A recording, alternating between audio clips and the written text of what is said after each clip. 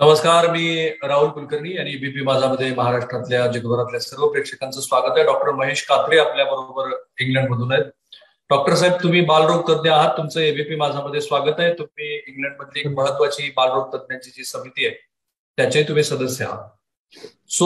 Doctor कात्रेंना आपण यासाठी बोलवलं की आज महाराष्ट्र राज्याचे आरोग्य मंत्री श्री राजेश टोपे यांनी पुन्हा एकदा एक वॉर्निंग बेल आपल्याला दिली. कारण गेल्या 2 वर्षापासून ज्या आनंदाला आपण हिरावलेलो होतो तो आनंद आपण आता मोठ्या प्रमाणात साजरा करताना दिसतोय.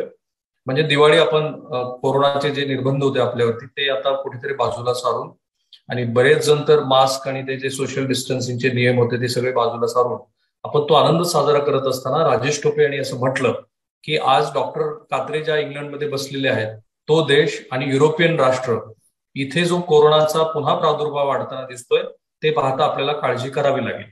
डॉक्टर कात्रे, तुम्हाला माहितीच आहे की इंग्लंडमध्ये आता जी स्थिती आहे, गेल्या आठवड्यात जवळपास रोज 40 ते 50 हजार नव्या केसेस येत होत्या, 150 मृत्यू होत होते. तुमचे जे हेल्थ सेक्रेटरी आहेत ते असं म्हणाले की कदाचित या केसेस ह्या 1 लाखापर्यंत पर डे अशा जाऊ शकतात. माझा कन्सर्नचा मुद्दा हा आहे की इंग्लंड हा जगातला असा देश आहे की ज्या देशाने लसीकरणामध्ये खूप चांगली आघाडी घेतली होती. बोरिस जॉन्सन यांच्या एकूणच सुरुवातीच्या टप्प्यातल्या हाताळणीबद्दल जरी वाद असला आणि जानेवारीतल्या दुसऱ्या लाटेमध्ये इंग्लंडनी बऱ्यापैकी तडाखा सहन केलेला असला तरी सुद्धा ज्याला आपण ऍडल्ट पॉप्युलेशन म्हणतो की ज्या 12 वर्षापेक्षा अधिकचा जो वयोगट आहे इंग्लंडमधला, अशा 79% लोकांना लसीच्या दुसऱ्या डोसचा लाभ झालेला आहे आणि 86% असे लोक आहेत की ज्यांना कमीत कमी लसीचा पहिला डोस मिळालेला आहे. पण 18 वर्ष वयोगटचा जो पुढचा जर आपण वयोगट बघितला तर 18 पेक्षा अधिक वय असलेल्या 95% नागरिकांना इंग्लंडमधल्या लसीचा पहिला डोस मिळालेला आहे आणि 87% असे नागरिक आहेत की ज्यांना लसीचा किमान दुसरा डोस मिळालेला आहे. तर आता व्हायरॉलॉजिस्ट पेक्षा आपण पिडियाट्रिशियन डॉक्टर कात्रे यांना यासाठी बोलवलं की ज्याला AY.4.2 असं म्हणतात किंवा डेल्टा प्लस म्हणतात. डॉक्टर साहेब, आता मी जी आकडेवारी बघतोय ऑलमोस्ट 50% जे आत्ताचं तुमच्याकडचं कोरोना रुग्णांचं प्रमाण आहे ते 7 ते 11 हा वयोगट आणि त्यातला दुसऱ्या क्रमांकाचा जो गट आहे तो 2 ते 6 वयोगट आहे. तर एकूण हे काय चित्र आहे? मी ऑलरेडी सगळी व्यवस्थित माहिती सांगितलेली आहे, किती केसेस वाढत आहेत, काय होत आहे नेमकं परिस्थिती. तर इथं इंग्लंडमध्ये काय होतं की सप्टेंबरमध्ये शाळा म्हणजे त्यांचे टर्म सुरू होते नवीन, आणि ज्यावेळेस शाळा सुरू झाल्या तो काळ ते हा महिना म्हणजे मागचा ऑक्टोबर महिना, बेसिकली पहिले 2 महिने primary school going children, primary school जे आहे ते 5 वर्षाच्या पुढचे आणि जवळजवळ 10 ते 12 वर्षापर्यंत, त्याच्यामध्ये बरेचसे कोविडचे रुग्ण आढळले शाळा इनिशियली सुरू झाल्यानंतर.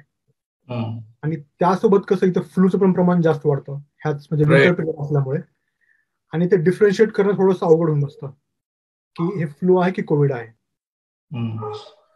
योगायोगाने काय की जी टेस्टिंग आहे ती तुम्ही घरीही करू शकता किंवा बरेचसे सेंटर अवेलेबल आहेत, म्हणजे इझिली टेस्टिंग अवेलेबल आहे आणि विदिन 24 आवर्स तुम्हाला रिझल्ट पण भेटून जातो.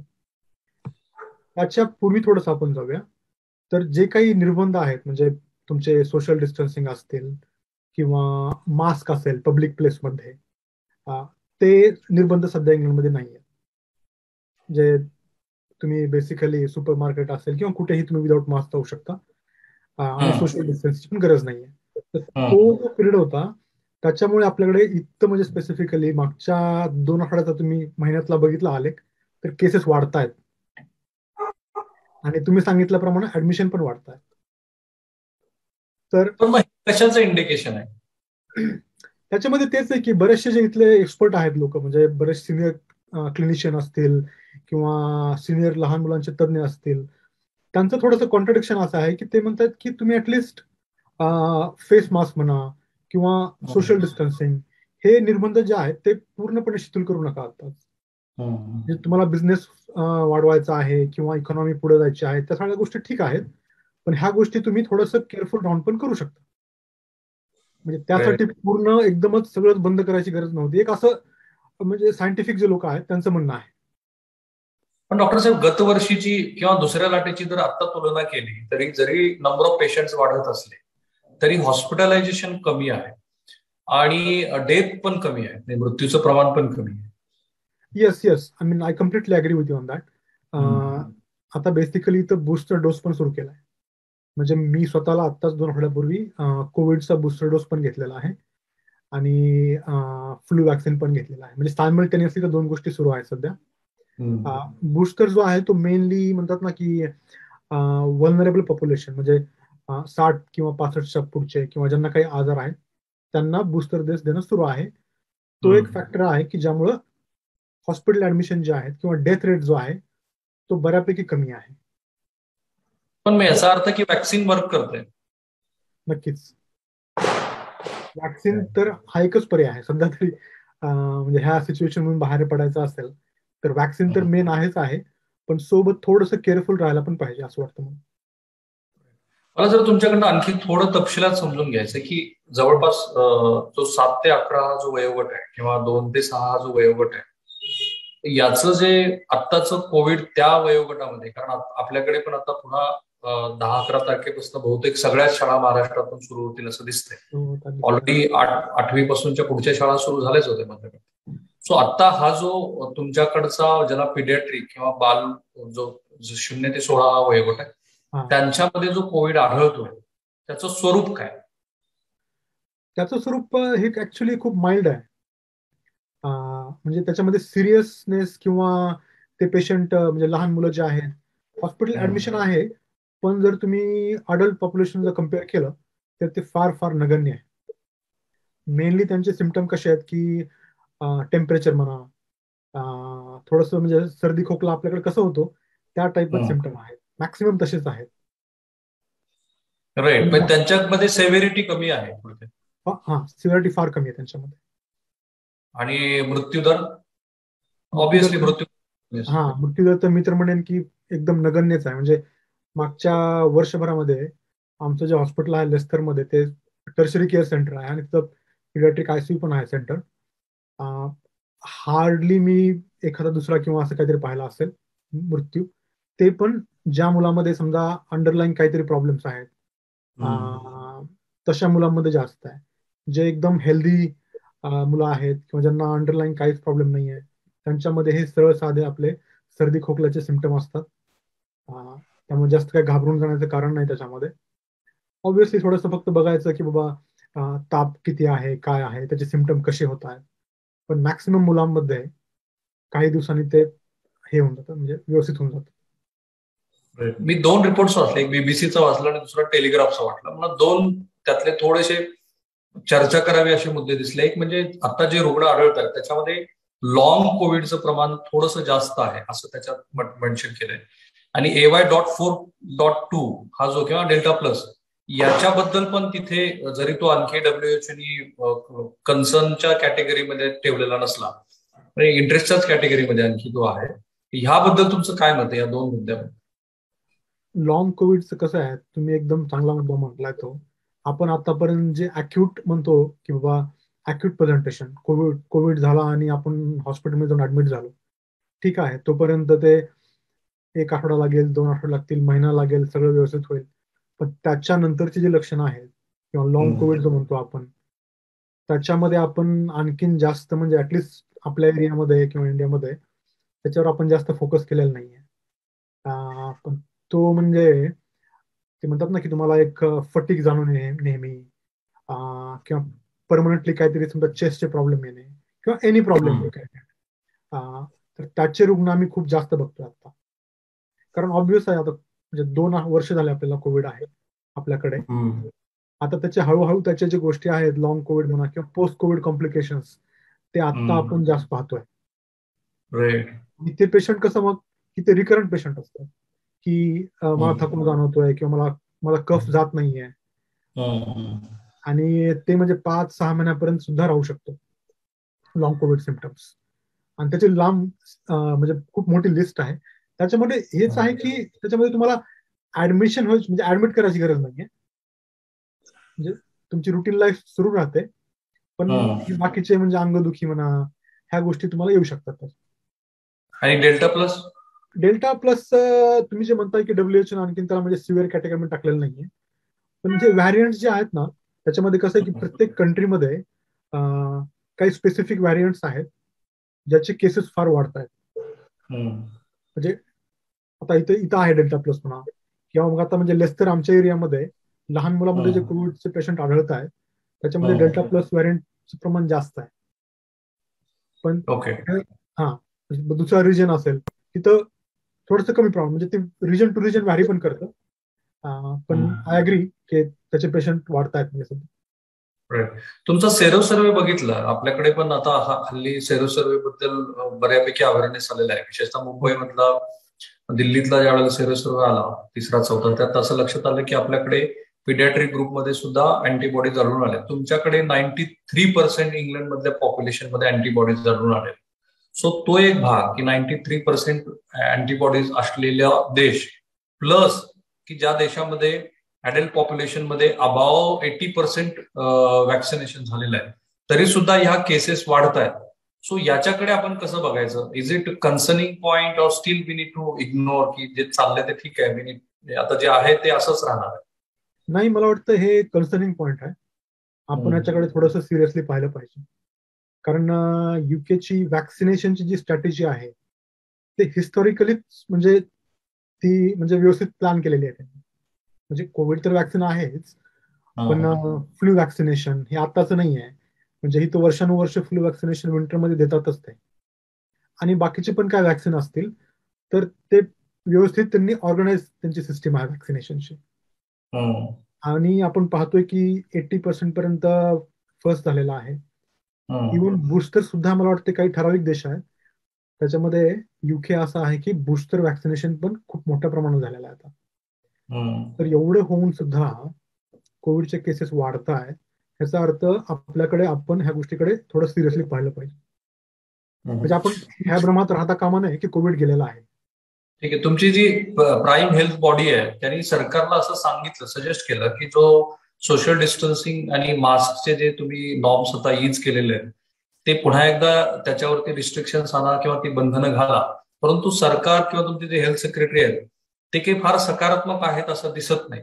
सो एकीकडे नंबर ऑफ केसेस जरी रायझिंग असल्या, विशेषतः स्पेनच्या, जर्मनीच्या 4 पट, फ्रान्सच्या 8 पट आणि स्पेनच्या 18-20 पट केसेस वाढत असून सुद्धा तिथलं सरकार याकडे अशा पद्धतीनं का बघतंय? हा म्हणजे तो आम्हाला पण म्हणजे सध्या काय म्हणतात त्याला तो प्रश्न पडलेला आहे की जेवढे काही हेल्थ एक्सपर्ट आहेत लंडनचे असतील किंवा ऑल ओव्हर द कंट्री, हेच सांगतायत की आम्ही ऍक्सिडेंट आणि इमर्जन्सी डिपार्टमेंटमध्ये एवढे पेशंट पाहतो सध्या, म्हणजे अनप्रेसिडेंटेड पेशंट आहेत. फक्त कोविडचेच नाही आहेत, सगळ्या टाईपचे पेशंट आहेत. म्हणजे हे रिस्ट्रिक्शन्स आणि स्कूल चालू झाल्यापासून.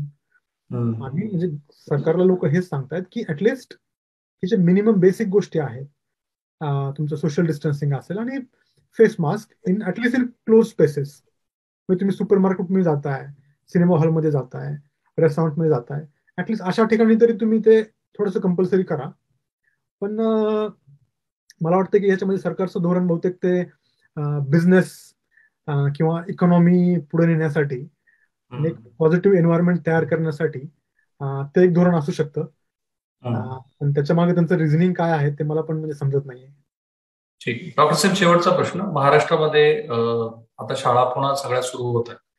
सो मला घाबरवायचं नाही. इनफॅक्ट माझं असं मत आहे की महाराष्ट्रासह देशातल्या बऱ्याच राज्यांनी ही चूक केली की शाळा दीर्घकाळ बंद ठेवल्या. त्याचे जे सोशल इम्पॅक्ट होते, लहान मुलांच्या विश्लेषण जे आपण आता करतो त्यात असं दिसतं की बऱ्यापैकी मुलामध्ये चिडचिडेपणा वाढलेला आहे. त्यांना आता डिटॉक्स करण्याची वेळ आलेली आहे. ते ज्या पद्धतीनं सगळ्या डिजिटल म्हणजे मोबाईल असेल किंवा आयपॅड असेल त्या सगळ्यांना जे ते अटॅचमेंट आहे त्यांची. सो या सगळ्या पार्श्वभूमीवरती शाळा सुरू करणं आणि त्या चालू ठेवणं आणि तह चालू ठेवणं ही आपली गरज आहे. तरी सुद्धा तुमच्याकडे जर 50% कॉन्ट्रीब्युशन हे पिडियाट्रिक ग्रुपचं असेल तर महाराष्ट्र सरकारला किंवा आतल्या महाराष्ट्रातले जे पालक आहेत त्यांना किंवा शाळा व्यवस्थापन आहेत त्यांना तुम्ही काय सल्ला द्या? आपण मला वाटतं 2 महिन्यापूर्वी प्रोग्राम केला होता आणि त्यावेळेस पण मी हेच म्हटलं होतं की शाळा सुरू करणं खूप गरजेचं आहे. आपल्याला रिस्क आणि बेनिफिट दोन्ही पाहिले पाहिजेत. मुलांचं जी जडणघडण आहे शाळेमध्ये होणारी, त्यांचं मानसिक किंवा त्यांचं सगळं शारीरिक किंवा जे काही त्यांच्या अभ्यासाविषयी असेल ते तर झालीच पाहिजे. पण सोबत मी म्हणजे आपले पालक असतील, आपले म्हणजे गव्हर्नमेंट असतील किंवा जे ऍडमिनिस्ट्रेशन लोक असतील, त्यांना मी एवढंच म्हणेन की काय म्हणतात त्याला, काही सिस्टीम अशी तयार करा की समजा तुम्ही शाळेत जाताय तर शाळेच्या गेटला किंवा हँड जेल, जेवढं शक्य असेल तेवढं म्हणायचं मला, किंवा थोडस मास्क वापरणं म्हणा शाळेच्या ग्राउंडवर, है ना, at least adult population. I am not talking, म्हणजे मी लहान मुलांना म्हणत नाही, पण अडल्ट कोणी जात असतील किंवा मुलांना एज्युकेट करा शाळेमध्ये गेल्यानंतर, किंवा असं असं झालं पाहिजे किंवा ह्या गोष्टी केल्या पाहिजे. तर थोडस प्रिकॉशन घेऊन जर गोष्टी केल्या तर मला वाटत नाही की काळजी करण्यासारखं एवढं कारण आहे. आणि मी आधी म्हटल्यासारखं की लहान मुलांमध्ये कोविड जो आहे तो सिरियस नाहीये, फार माइल्ड सिम्पटम आहे, सर्दी खोकला सिम्पटम आहे, सगळं सिंपल. त्याच्यामुळे जास्त घाबरून जाण्याचं कारण नाही. तुमच्याकडे मुलांसाठी जे वॅक्सिनेशन सुरू झालं, ती लस आणि ऍडल्ट मध्ये दिली गेलेली लस, त्याच्यामध्ये काही बेसिक फरक आहेत का? ऍडल्ट साठीचीच लस पीडियाट्रिक ग्रुपमध्ये वापरली? नाही, आता मी जर स्वतः फायझरची लस घेतलेली आहे, तर मुलांमध्ये सुद्धा तेच सुरू आहे, फायझर सुरू आहे. त्याच्यामुळे फार चेंज नाहीये. नाही काही डिफरन्स नाही. ते पुन्हा त्यांनी पाळावेत असं काही तिथल्या आरोग्य फारसं उत्सुक नाहीये. आपल्याकडे सुद्धा इंग्लंड ते लक्षात घेऊन पीडियाट्रिक ग्रुपला, आय होप डॉक्टर तुम्हाला माझा आवाज येतोय? आता येतो थोडासा मध्ये, माझा आवाज येतोय तुम्हाला? आता येतो. माझा एक शेवटचा प्रश्न की हे जे रुग्ण तुमच्याकडे आता वाढलेले आहेत त्याच्यामध्ये अनवॅक्सिनेटेड रुग्णांचं प्रमाण किती आहे, आणि जे जो काही मृत्यू आहे त्या मृत्यूमध्ये पण अनवॅक्सिनेटेड रुग्णांचं प्रमाण किती? आता माझा जे मेन आहे ते मी पीड्स मध्ये आयसीयू मध्ये आहे, पण माझे कलिग्स आहेत जे की अडल्ट आयसीयू मध्ये काम करतात. पण ते मला हे सांगतायत की जे अनवॅक्सिनेटेड आहे पॉप्युलेशन, किंवा जे लोक आहेत अनवॅक्सिनेटेड, त्यांचं प्रमाण जास्त आहे कोविडच्या आयसीयू मध्ये. तर हेच सजेस्ट करताय की वॅक्सिनेशन खूप गरजेचं आहे. थँक्यू. स्पष्ट शब्दात नेहमी योग्य ते विश्लेषण केलं महाराष्ट्रातल्या सर्व. पण मला माहिती आहे की तुम्ही सगळेजण दिवाळीचा आनंद साजरा करत आहात. कोविड आणि कोरोना आणि आयसीयू, पीडियाट्रिक ग्रुप, लस वगैरे असे सगळे शब्द आपल्याला नको आहेत, तरी सुद्धा युरोपियन राष्ट्रामध्ये आणि इंग्लंड सारख्या देशामध्ये की जिथे संशोधनाची पातळी ही अत्युच्चतम आहे, तिथं सगळ्या पद्धतीचं संशोधन हे खूप चांगल्या पद्धतीने केलं गेलेलं आहे. तरी सुद्धा त्या देशामध्ये कोविडच्या केसेस वाढत असताना आपण एक किमान या क्षणाला तरी जी योग्य ती काळजी काय घ्यायला हवी ते आपण घेण्याच्या दृष्टीने डॉक्टर कात्रे यांच्याशी संपर्क साधला. Sir, thank you too so much. Take care. Thank you. Bye. Thank you. शुभ दीपावली. थँक्यू. थँक्स. एबीपी माझा, उघडा डोळे बघा नीट.